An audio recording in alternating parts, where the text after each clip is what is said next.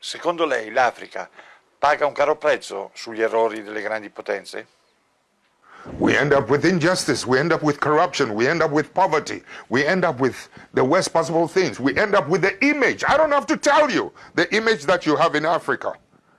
I don't have to tell you. Listen, when I was in office as an Air Force pilot, I went to school and trained in the cities. When I became an Air Force pilot, I had the opportunity to travel around the country. That's when I saw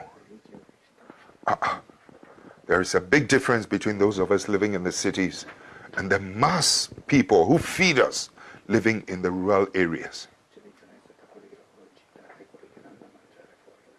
My brother, you listen to me carefully. The water they drink in those rural areas is such that the water you use to flush your toilet, the water we use to flush our toilet in the cities is much cleaner than the water they drink in the villages. No clinics, no hospitals, etc. No headache, no needles to even sew their clothes. That's when I began to see that the parasitic relationship between our cities and this thing. I mean, I've seen too much injustice in my country when I decided enough was enough. When some of us began to decide that something has to be done about it. When we emerged into political office, you know something? Electricity used to be limited to only 27% of the country. In the shortest possible time, we were able to, with Italian assistance, we were able to extend electricity from 27 to almost 87% of the rest of the country. We were able to extend roads. The infrastructure was improved every part of the country. I mean, it was beautiful. I mean, the energy now goes to every part of the village. Children can now go to school and can learn at night, so that my children living in the city will not have an advantage over that child in the village. My child has no superior, was not born with anything superior than that child in the village.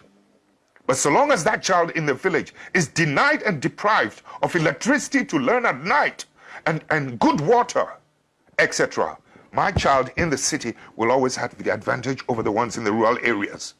I've been to school where rural students were doing better with the passage of time than those of us in the cities. Please, I know the potential of humanity. So when you're talking about the effects of some of these things, sometimes, you know, these superpowers must learn to accommodate and to live and to accept patriotic leadership, patriotic citizens. Too often, they're happier with people who are not patriots.